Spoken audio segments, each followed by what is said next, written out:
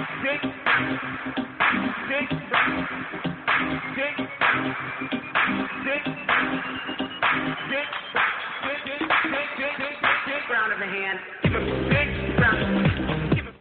have homes on separate coasts, go dive in Greece with squids.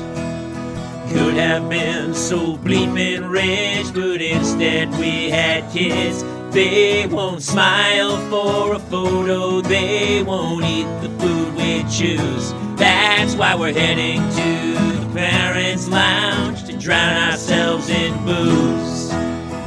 Every day we're more exhausted, we haven't slept in years. They hit me in the nuts so bad, my eyes filled up with tears. And yes, we'd like to fake our death and go off of the grids, but the truth is we are softies and we truly love our kids.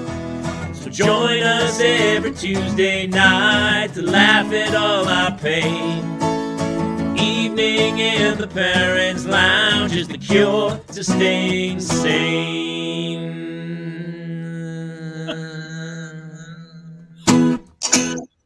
Welcome to another edition of the Parents' Lounge, and already Jobo got me right out of the chute. Right out of the gate. What's up, legends? How we doing tonight, Lounge Lizards? I don't think we've ever used that. I've seen him posted before, but we've got it. We need to adopt it. Dude, that's the shirt. Hey, Jobo, this is awesome. Yeah, we have such a fun show for you tonight, and welcome. We have the Parents' Lounge. I'm Jamie Kaler, joined as always by Jason Gowin. Whether you're watching this on Facebook, YouTube, Twitch, Twitter, anywhere, be sure to follow us, like us, subscribe. And if you want, you're more than welcome to share the show out, because this is all about Parental Mental Health Tuesday. It's funny because my daughter's screaming downstairs. I'm making her do some IXL thing. I thought you were being haunted, to be quite honest. It was like moaning. She's doing IXLs, for those of you who know what that is, where she's on, and it's reading comprehension. So she has to read passages and then like come up with what the main theme is. And even I was like, but I can't. I'm like, yeah, this is good. But I read it and I was like, I didn't know the answer. So it's like screaming. But then I saw the photo stuff at the top and I was like, oh, that's right. I love my kids. I forgot about that part. So how you been? You just blanked it. I always love, when there's only two of us here, when I stop talking, typically. I have to. Yeah, I know. Yeah, that's what I've had a week. You just get off my shit. I don't know how much you want to share about your week. Not yet. Just know, everyone out there, Jobo and Brandon and all of our regulars, Michelle, just know your week went better than Jason's week. Oh, color me shocked. Color me shocked. But we have a very special guest that is going to make Jason go back to some really fond memories in his life. Jason, let's get this beast started because I'm so excited for our guest tonight. You want to take it? Absolutely. I am super pumped because our guest tonight is the daughter of a legend and a legend in her own right. Super talented performers, beautifully brilliant comedic writers, just talent oozes down the family tree. And they touched my life in so many ways, and we'll get to talk about it tonight. But ladies and gentlemen, Mallory Lewis is here. Yay! Yay! Mallory Lewis of Mallory Lewis and Lamb-Chop fame, we should say. Yes, indeed. Yes. I don't know why I can't find the center on the there we are. Yeah, that's right. Jamie, you've got redheads. I got gingers. Yeah, my wife's a ginger. I'm a ginger. We have a puggle that's a ginger. Wow. My yeah. mom's a ginger. I'm a fake ginger. So, there's a lot in common. I'm a real ginger, but now people go, hey, like I'll hold the kids and they'll go like, where do they get their hair color? And I go, I'm a redhead. I'm salt and ketchup. That's what I say now. I'm salt and ketchup. When my son was born, the doctor, obviously caught him and said, oh, look, he's got red hair just like your mom. And my ex-husband and I looked at each other like, well, no, but okay. Maybe the dye seeped through your body. Every 3 weeks I have to go and get the roots touched up because for some bizarre reason it grows out of my head brown and white, and I'm like, have been dyeing you for 25 years. How do you not know what color I want you to come out as? But I must have stupid follicles. So how many kids do you have, Mallory? Do you have just the one, I right? have one perfect son. Right. He is 24 years old. He got just a couple of years ago graduated with his master's from Georgetown School of Foreign Service with a master's in, wait for it, international science and technology with a concentration in space commerce and energy security. I mean, how the two of you don't have a show already on, Right? yeah, it should be a Nova episode. He graduated in 5 years, overlapping his master's and undergrad, and was working full-time for the last 2.5, 3 years of it. He is my absolute heart. He's so nice. He has never given me a moment's trouble. And then a couple of months ago, he told me, Mom, I think I might want to be a ski instructor. I said, okay, we'll talk later on this. Well, He pulled a Jamie Kaler. Do it for, listen, ski instructor's like a year or two, and then he gets back into the workforce. But, I know that you told me earlier you were a lieutenant down in San Diego. Well, Jamie and I used to go to Miramar all the time because that was like, I did a lot of USO touring all over the world, Vogel, Hogelhaven, I don't know, the German bases, Okinawa, a lot in the States, but Miramar is just 2.5 hours from my house. And so we used to go all the time. And Jamie was 12 years old. We went down there, and the 3-star who ran the base, Tom Conant, arranged for Jamie to have some flight simulator time. So I'm standing, Jamie's in the flight simulator, landing on camera. By the way, really quickly, as she was speaking, I was like, wait, I was 12 years old? Your son is Jamie. My son is Jamie. Yeah. It took me a second, but I was like, wait a minute. What is she talking about? No. So I, for once, actually followed. And I'm standing outside of the actual simulator in the control room or whatever with, I don't know, a dozen hot young lieutenants. And they're watching Jamie's stuff on the big screen. And they're like, he's pretty good. Who is that? I go, it's my son. And they go, oh, is he, a pilot? I go, no, he's a 12-year-old. They're like, well, how did he learn how to do that? I go, we have a flight simulator at home and you're old. Then they came out and they were like, okay, Miss Lewis, now it's, your son's had his half hour. Would you like a half an hour? And I'm standing there with, he's all these beautiful young men in flight suits. I'm like, no, I'm good. You can let the kid keep the second half hour. So funny. Hey, I need to address one thing. So Joey Steelers is Kate no longer on the show? So we have a mom host because we're two idiot dads, and we know that people go, you're two idiot dads, you don't know anything.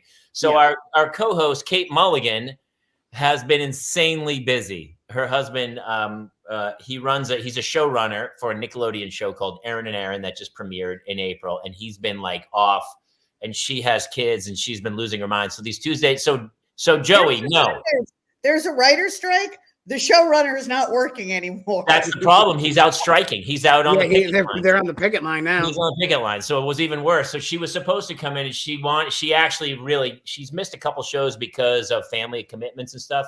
But tonight she may jump in. We sent her the link and begged her to come in because she's such a huge fan. But no, she's not done. Mallory, no, she is not. She's the most integral part of the whole show. The two of us are the idiots that we could easily do without. That is here's what I always love. And we've had parents on here before who have super successful children. And they always, no one ever talks about the fact that what did you do to make your child so successful? That's really what we all strive for is what you have. I have a lot of opinions about what I did. First of all, I was born with a very easy child.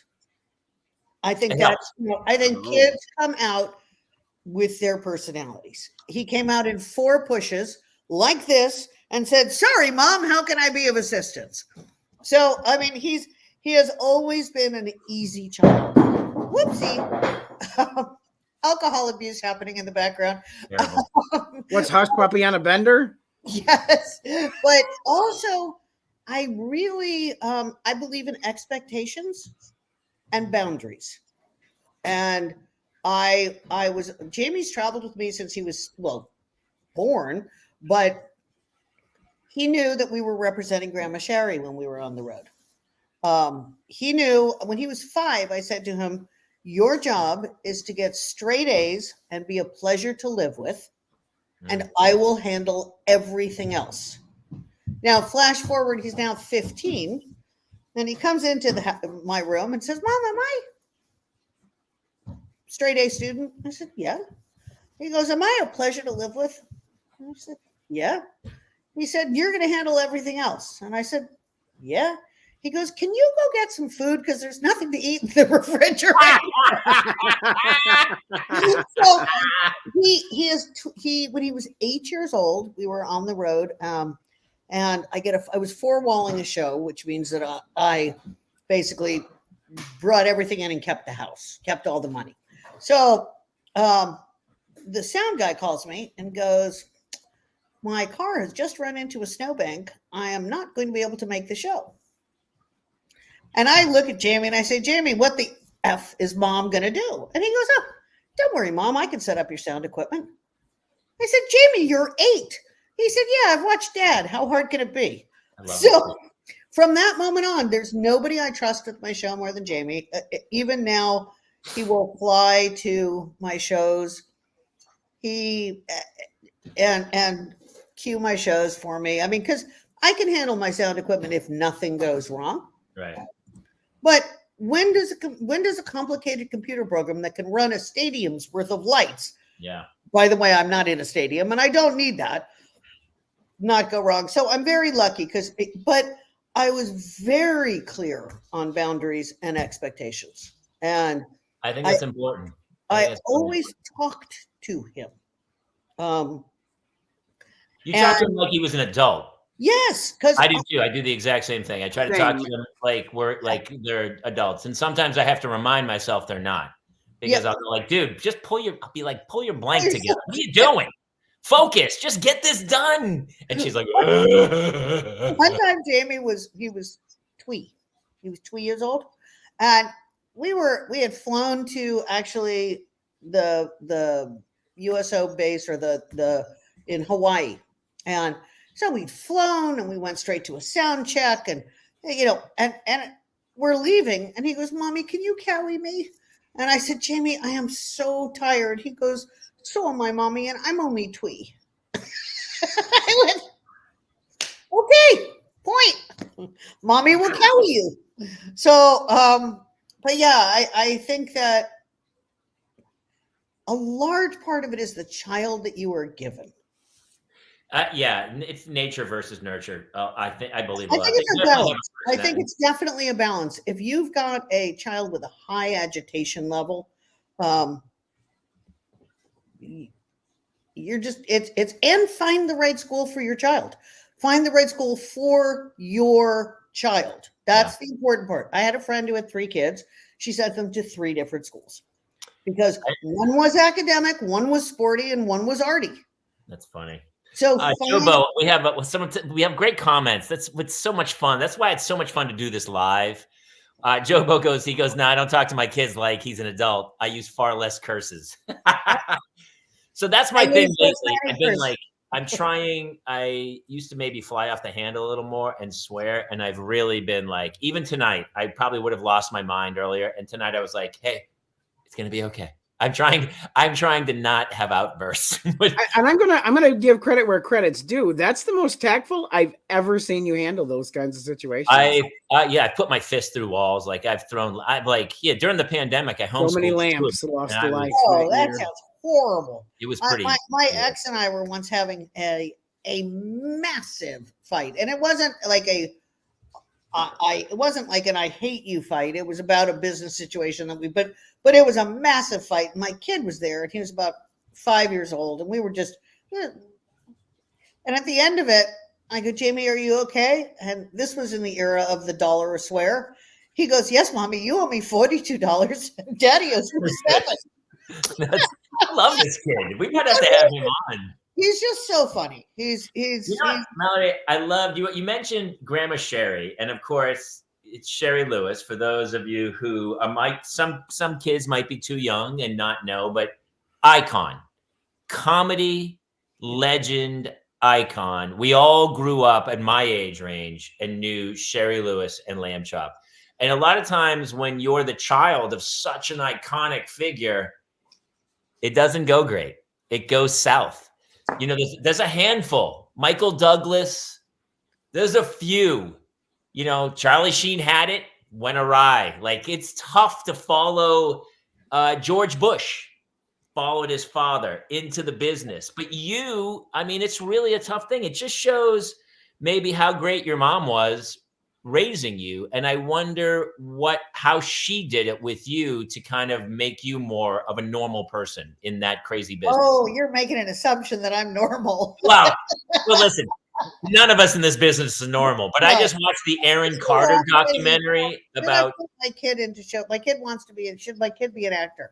And I'm like, does your kid have a giant hole in their soul that can only be filled with the adulation of complete strangers? Because if they don't have that, no. I mean, someone asked me the other day, what advice would you give my daughter if she wants to be a ventriloquist? I said, go to college. That's me. They go, how do I become a comic? I go, you don't. Trust me. It's the last thing. And also, either you're funny or you're not. I agree with that too. Yeah, it's not a teachable thing. You can hone it. You can learn the craft, but you either have timing or you don't. Do not. Exactly. Not. Yeah.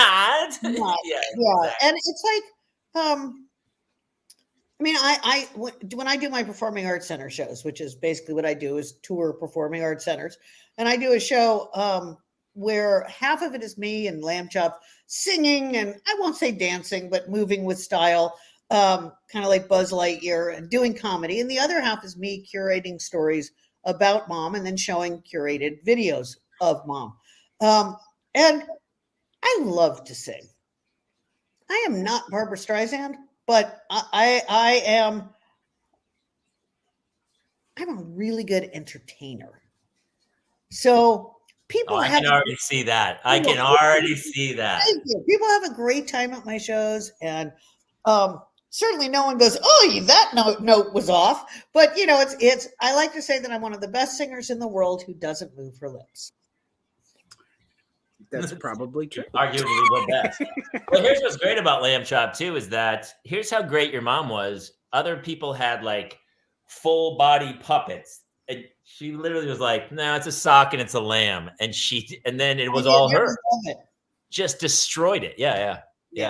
To go that simple of an idea where you don't really, it doesn't need to be this crazy character. Lamb-Chop's strength is her character is so pure. Yeah. She is I mean, when we wrote for Lamb-Chop was a 6-year-old girl. Hush Puppy is an 8-year-old middle child. Charlie Horse is the 11, 12-year-old older brother. Their characters are as clearly defined as any character in MASH or Friends or any of the great shows. So I always love it when people say, oh, you know, we'll do a PSA and I'll write it for you. And I'm like, why don't you just give me the bullet points? Yeah. Because Lamb-Chop she talks the way Lamb-Chop talks. Like not, you know, she's a 6-year-old. And but a very omniscient, all-knowing, wise. You know, it's the same with she's an old soul. South Park is very similar. Those guys said, look, if we make these guys 3rd graders, we can say whatever we want. Yes. Because they're kids and they have the honesty and the naivete, but also the smart intelligence of this child. And so we just wrapped post-production on Mom's documentary. Mm-hmm. I'm so excited. And I'm so excited. Like we literally wrapped Friday, I think. And one of the interesting things is watching the old clips of Lamb-Chop. Like there's one where she says she's going to run for president of the United States. And Charlie Horse says, oh, you can't do that. You're a girl. Now this is the 50s. Yeah. Although don't get me started. And then Lamb-Chop says, you know, we need a woman president. We've had, I don't know, 40 presidents, whatever it was at the time, all of them men, and not one of them can get it right.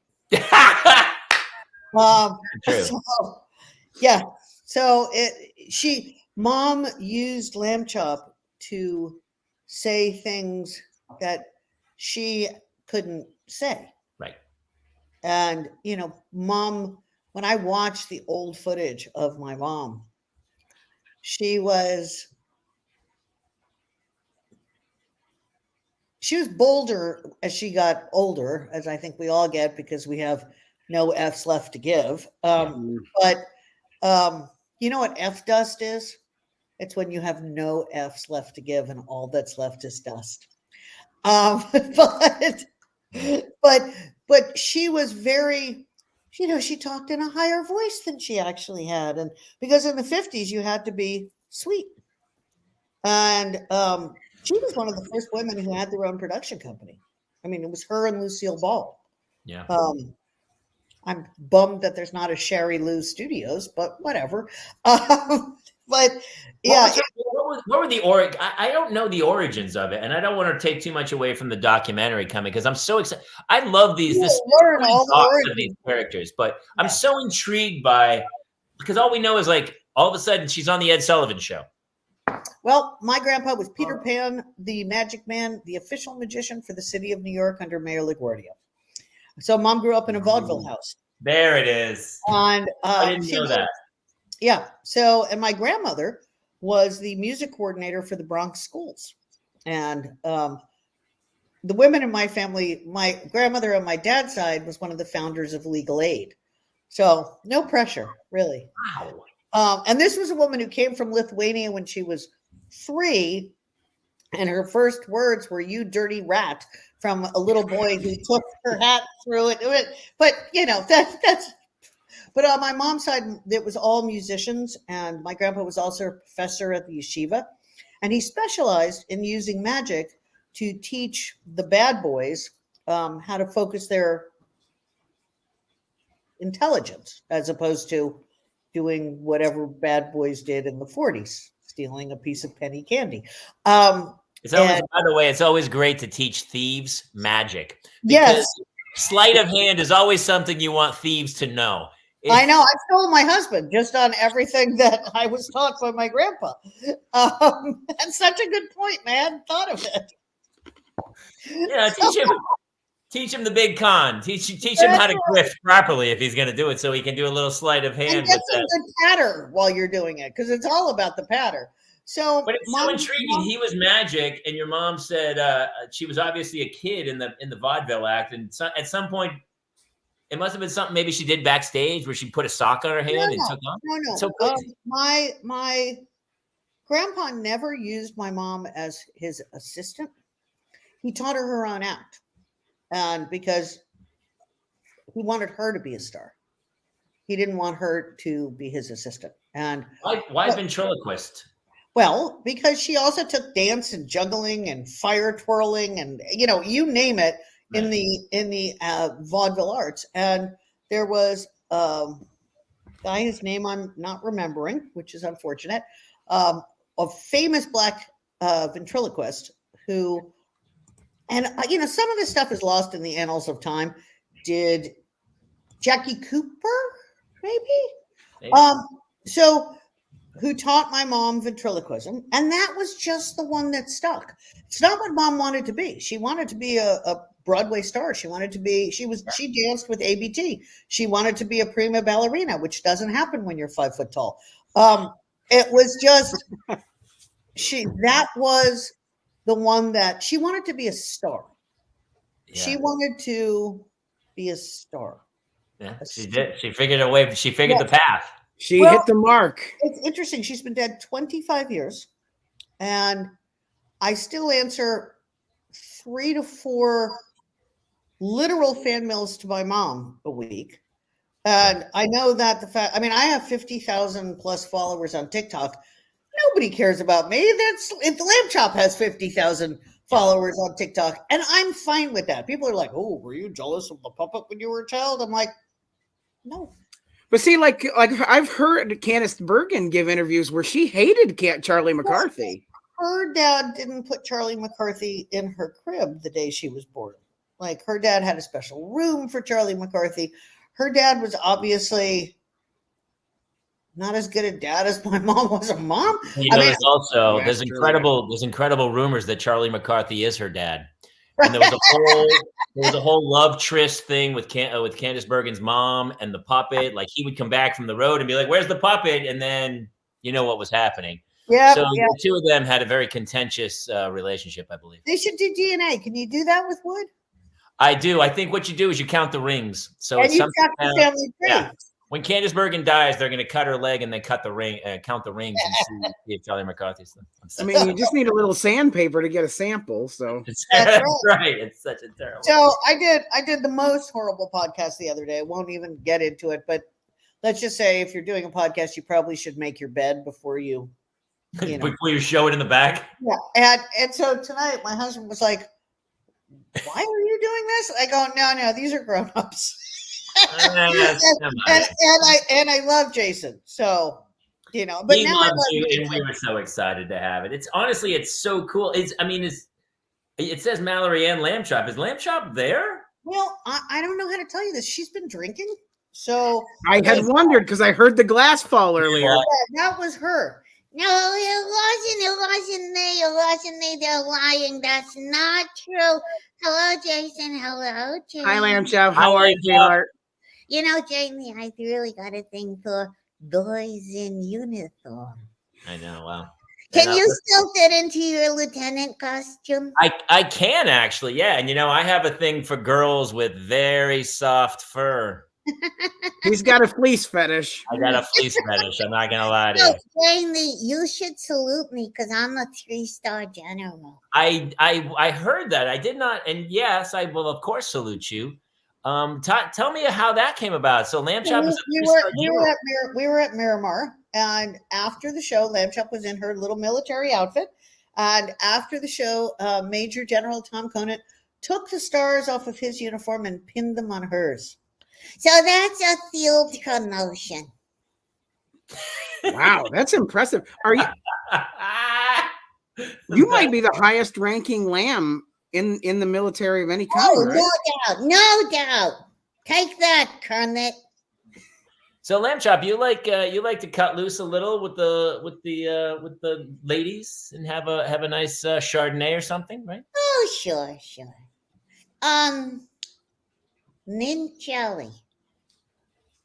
Oh, that's a good one. That's always one of my favorites as well. I like mint jelly very much. With tequila. Yes, no, of course. I was inferred. I knew. We all knew there was tequila involved in whatever. I'm making my husband laugh. Do you know how hard it is to make someone laugh who lives with you? My wife doesn't even know I do comedy. She has no idea what I do for a living. My wife has actively asked me to stop.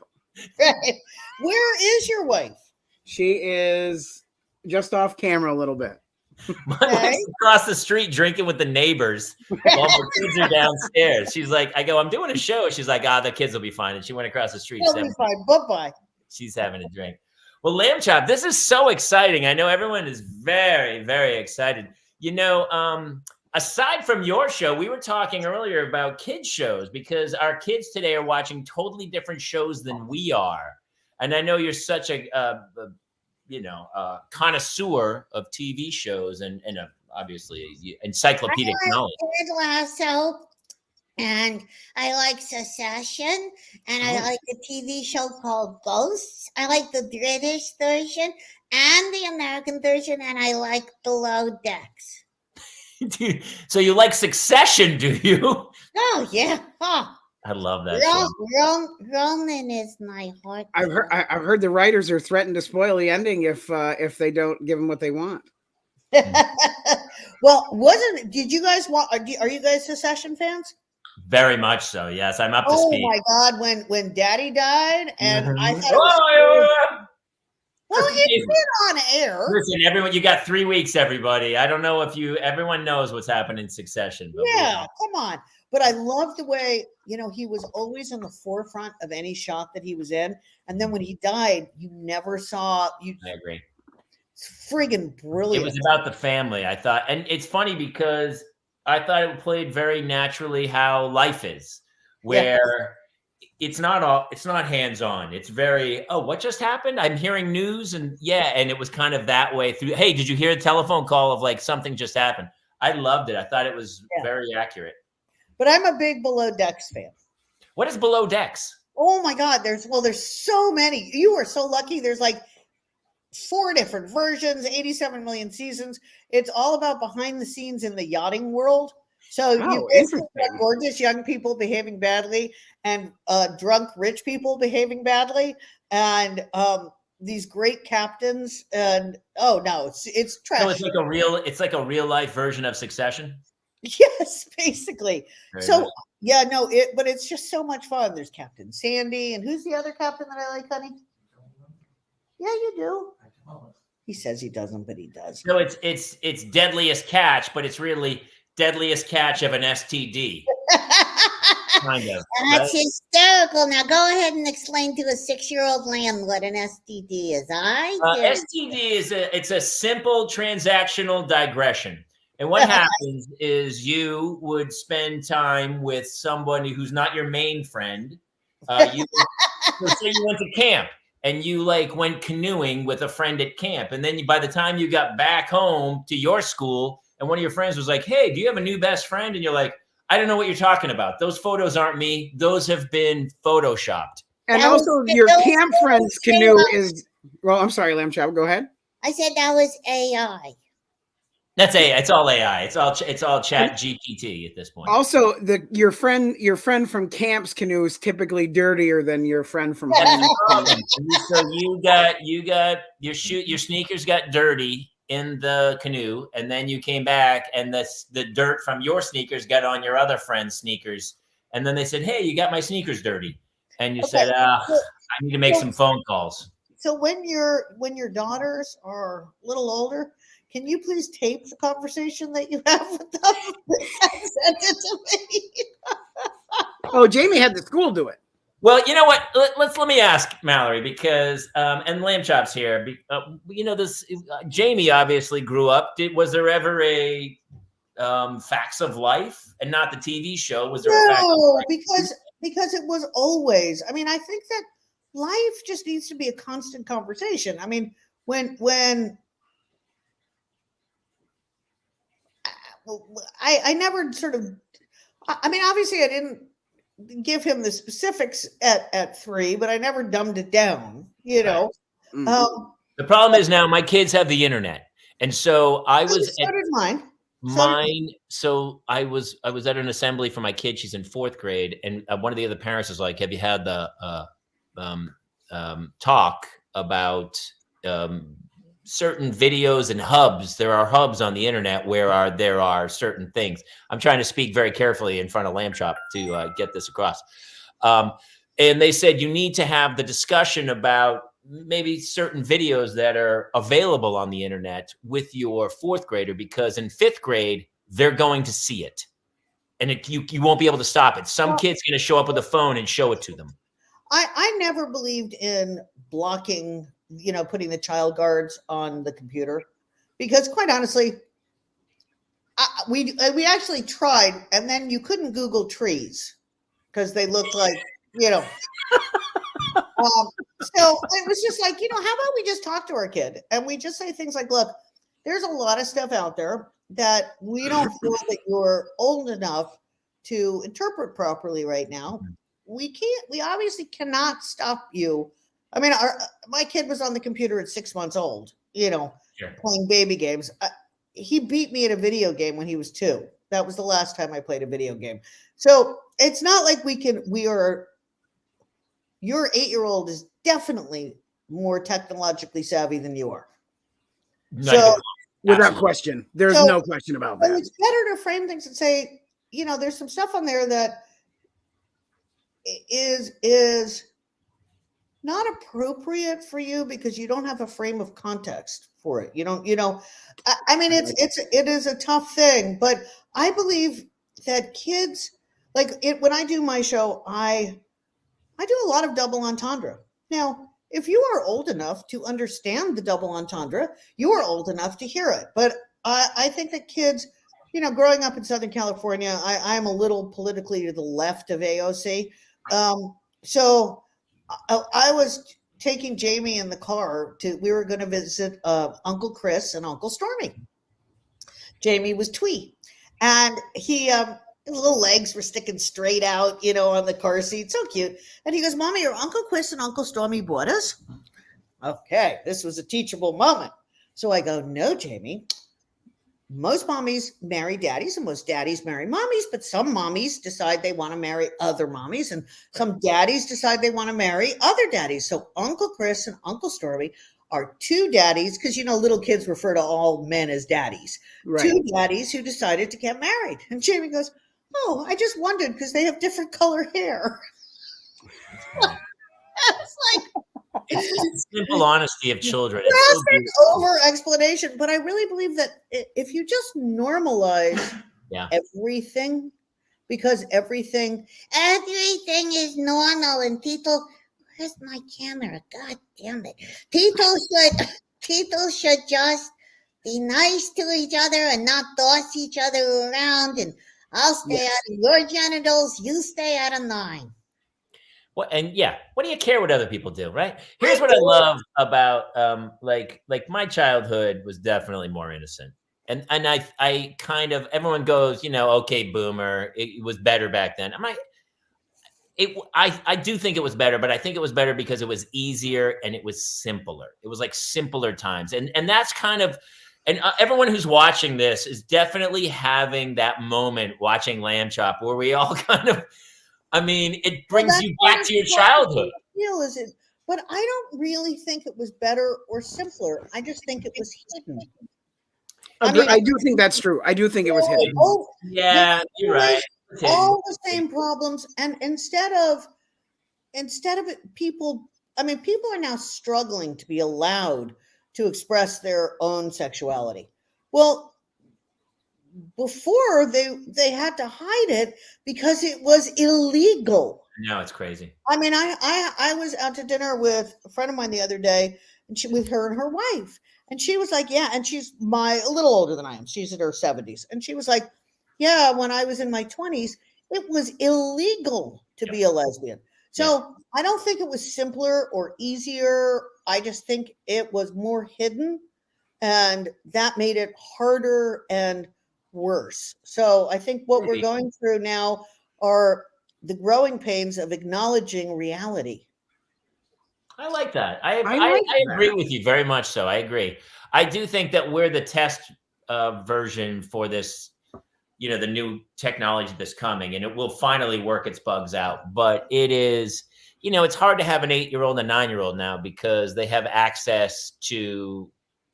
And yes, some of that access is very positive and will help certain people find where they belong in society and where their brethren are. But I do also think that there is, negative aspects that, there's nothing you can do. It's hard to have an 8-year-old and a 9-year-old. So you know what? No truer words have been said, Mallory. Yeah. But not as hard as it is to have 4-year-old twins. And how old's your big boy, Jason? He's 7. And they all 3 have a penchant for destruction. Yes, I did notice that reviewing your videos. I think the best way to deal with kids these days is to be 100% honest. Because if you're not, they will find out. And they will not trust you. I have a Jay story to tell you about the newest thing that he did. His little friend from school invited him to go to it was like a vacation Bible school thing. It was like a fun thing. So I was like, sure, go ahead, go. And they were going to have a show and tell. And we never checked the child's bag before he left. Please tell me he didn't pull out a sex toy. He pulled out a sex toy. We received a phone call from the church.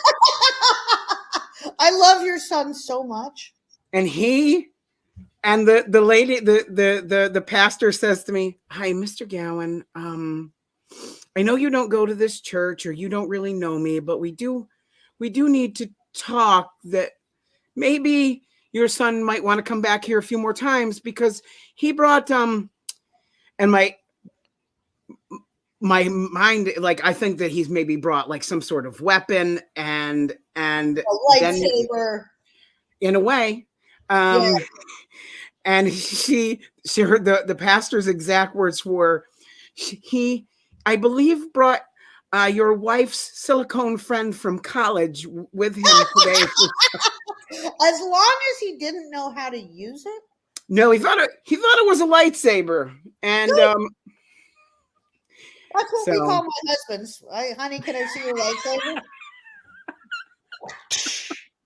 That's right, Jason. That's yep. so That's where I'm at. Yeah, I think the only way to handle everything with kids these days is to just really it's the way I did it, just to discuss things honestly. And you can even say, listen, in our family, we don't think there is anything wrong with XYZ. However, there are a bunch of bigoted monkey butts out. Oh, you can swear. Go ahead. So there, and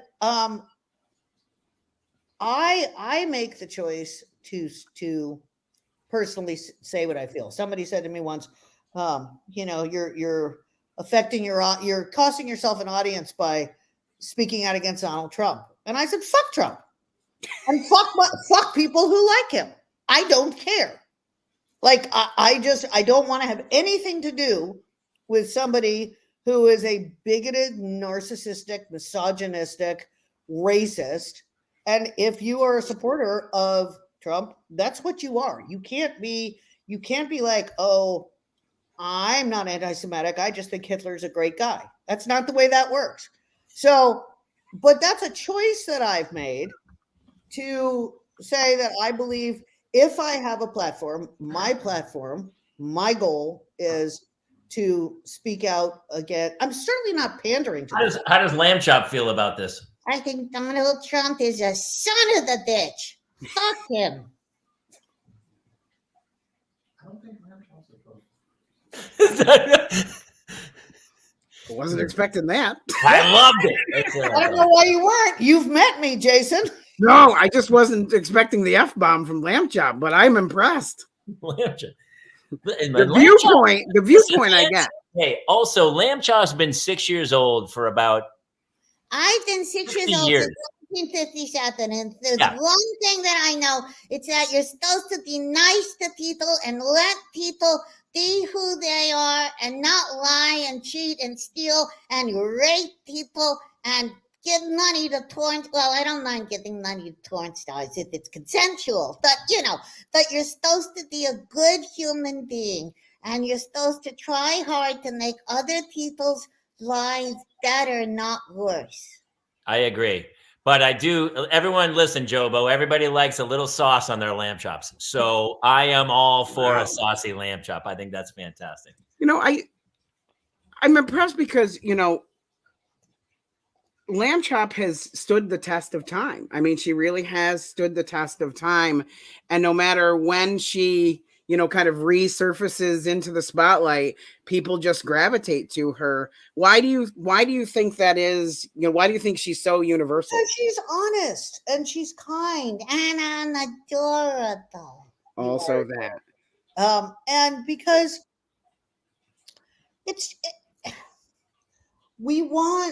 it is a very tough world right now. I mean, I think it's probably less tough than it's ever been, but it's tougher because we know more about the bad things that are happening.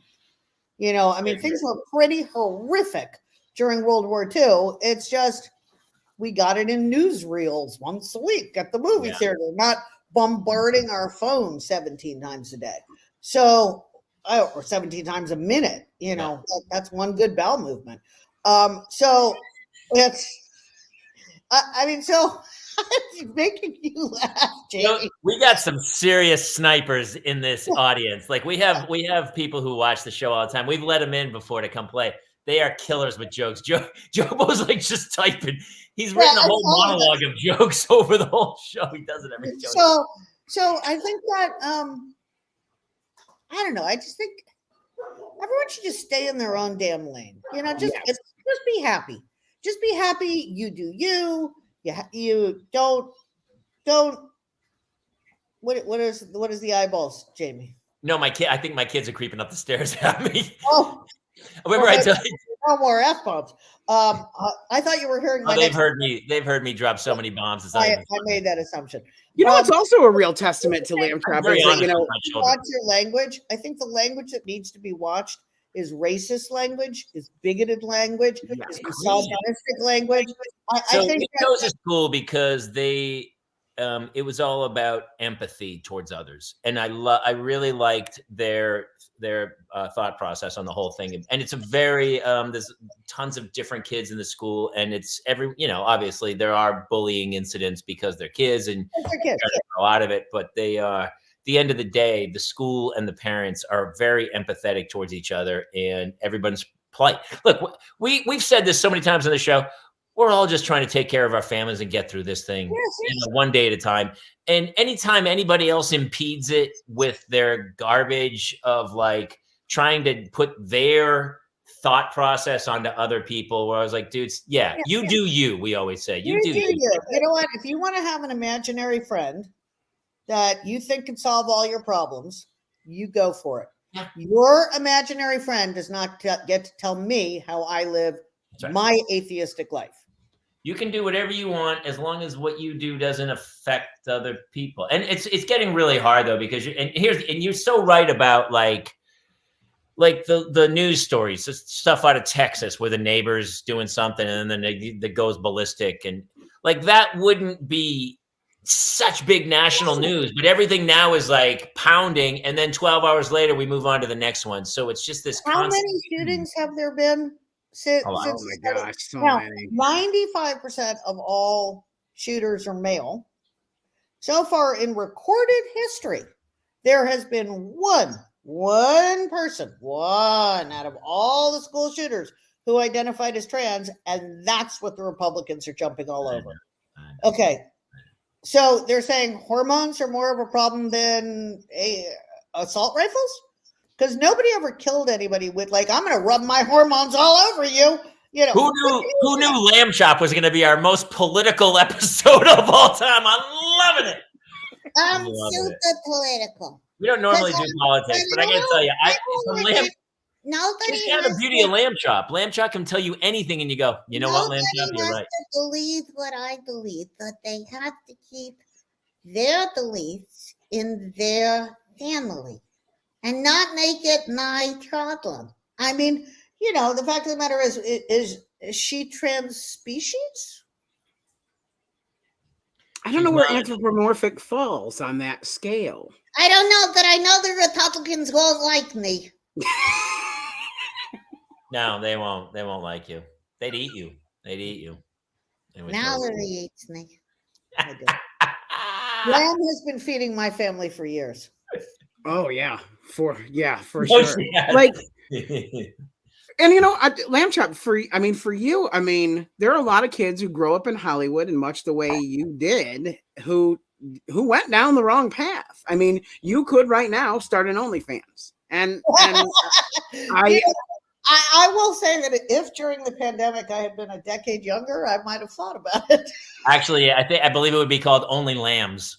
Oh, yeah. You got to get that website, Only Lambs. You blow up. So somebody was asking me, I don't know, they said something about like, giving up puppet sex. And I'm like, puppet sex? Well, let's Google that. Oh, you didn't. Jason has a puppet. Is the puppet closed, Jason? He's not. I don't know where Turk is. Yeah. Oh, no. This. So, Mallory, I have a question for you, because obviously your mom at some point was like, hey, you're going to be, you and Lamb-Chop are going to be partners. How did you fall into the family business? I was my mom's head writer and producing partner for the last decade of her life. I co-wrote a number of her books, and we've always worked together as a family. But how great is that you get to do that with your mom, by the way? How great is that? Friggin' brilliant. But for the last 10 years, we were working together every day professionally. And then when she died, I was pregnant. So I didn't, but I kept getting these letters that people saying, is Lamb-Chop dead too? And I wasn't dead. No, you're not dead. Lamb-Chop, you're immortal. I am immortal, gosh darn it. You might be a Highlander, actually, and you might have to go to the quickening and get a sword and start fighting. I'm not sure how it works. There is an aura to her of Yeah. Highlander, yes. Oh, definitely. That's what I think of. It is odd, Mallory. I talk to you, but in the back of my head, I'm very wary of my language because Lamb-Chop's there, and I'm not doing it jokingly. There is something. There's an aura. I am Yeah. Jamie. Yes, Yes, Lamb-Chop. I'm Lamb-Chop. real. I'm definitely real. There's something about me that's more than her, more than Shari, more than my mink eyelashes. I'm like the Velveteen Rabbit. Very much so. I would agree with that. Very much so. Yeah, iconic figure. Yeah. How long was it after your mom passed before you, like, what was that process like before? I spent the first year being pregnant and traveling around. Well, not the whole year, obviously. It only took 9 months. Did she meet Jamie? No, I was 8 weeks pregnant when she died. Yeah. But I spent the first year traveling around accepting posthumous awards for mom. And finally, my ex-husband quite recently pointed out that we couldn't make a living with me doing that. And he said, if you want to do this, you got to do this. Otherwise, you got to go back to producing because, gosh darn it, I can't find the camera on this.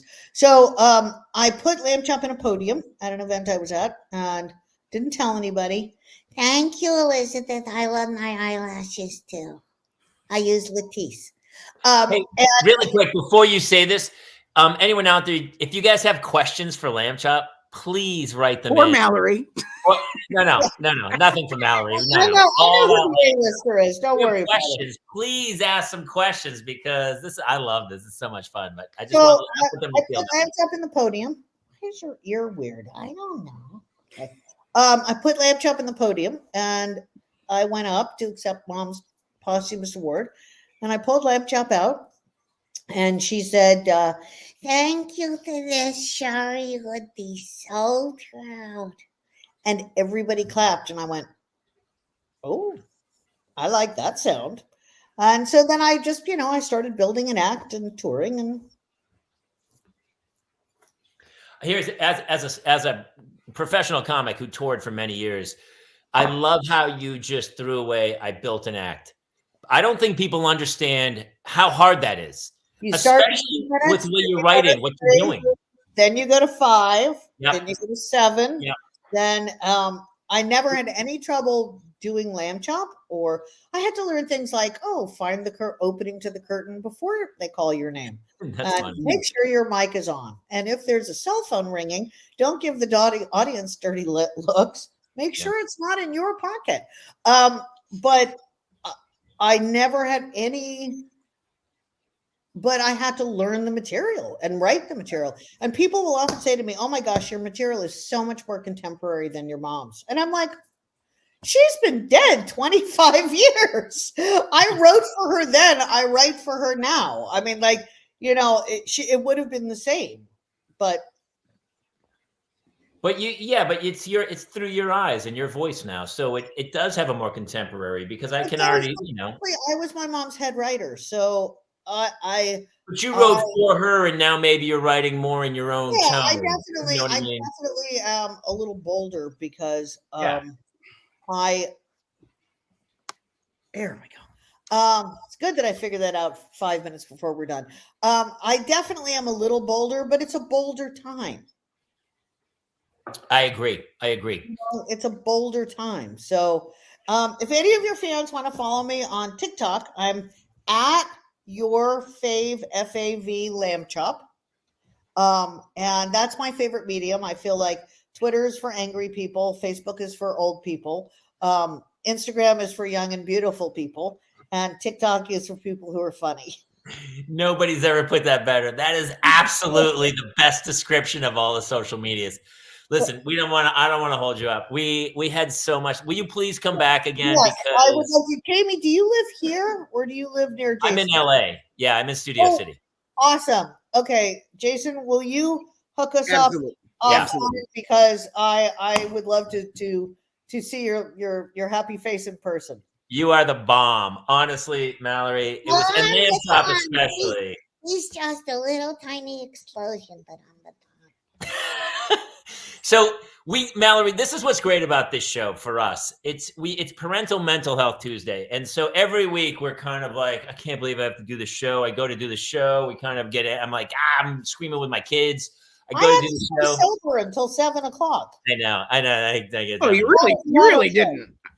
Well, But then once I do the show and I meet such wonderful guests, especially tonight. It was so heartwarming. And I know for Jason's been all week, he's been talking about like Lamb-Chop's coming to Mallory.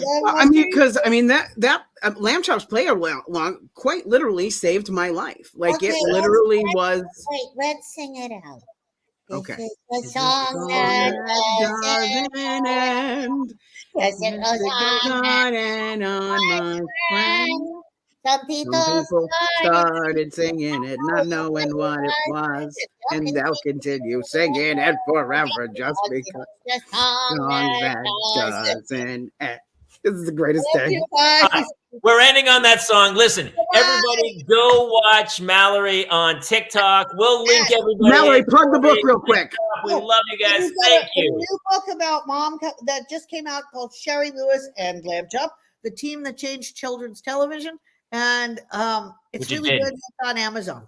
Absolutely did. She was such a pioneer. It's awesome. We'll see you soon. You got to come back when the doc comes out. Oh, can I come back before? Yeah, you can come back anytime. Honestly, you're coming back every week. You're our new co-host. I love you so much. Mallory and Lamb-Chop, thank you so much. We'll see you guys. Bye, everybody. All right. That was amazing. That was super amazing. Everybody who's watching, that was crazy. That was so 7-year-old me is so excited right now. Lamb-Chop went ballistic. Look, I always knew that was what was going to happen. I just didn't know how do I say to you, oh yeah, she's going to go off the rails. I knew from the beginning that was going to happen. Epic. I love Mallory Lewis and Lamb-Chop. That's my new favorite. Hey, that's it. I got to go make sure my kids finish their IXLs and go to bed. We have crazy stuff this week. Huge thanks to everyone. We had a huge turnout tonight. A lot of people and the comments, Jobo and the gang. Oh my gosh, you guys made me laugh so hard tonight. That was awesome. That was so much fun. All right. Hey, if you guys are doing this on YouTube, be sure to follow us, like us. On iTunes, especially on iTunes. Make sure you follow, subscribe, write a review if you can. And also, a lot of people are starting to share the show out to their feed, which is always wonderful. So thank you guys for doing that. If you're listening to this, be sure to come see us live every Tuesday night. It's virtual. It's simple. Just pop your computer open. You can find us pretty much anywhere. The Parents Lounge. Tuesday night, 7 p.m. Pacific time, 10 p.m. And then we kind of randomly pop on with crazy guests. Yeah, we were last Thursday. We had Paul Soder from Super Troopers and the new movie Quasi we did. So, I mean, we've got a lot of great guests coming up. Soon is coming Andrea Barber, Kimmy Gibbler from Full House is coming. Jarrett Reddick and Gary Wiseman from Bowling for Soup and the Rockstar Dad Show are coming. So we've got a lot of great guests coming our way. So we're in this together. Parental Mental Health Tuesday. And listen, why do you care what other people do? Just go deal with your own life and have fun. Do your own thing. It's a short time. You better enjoy it, people. Love you all. We'll see you next week here on the Parents Lounge. Good night, everybody.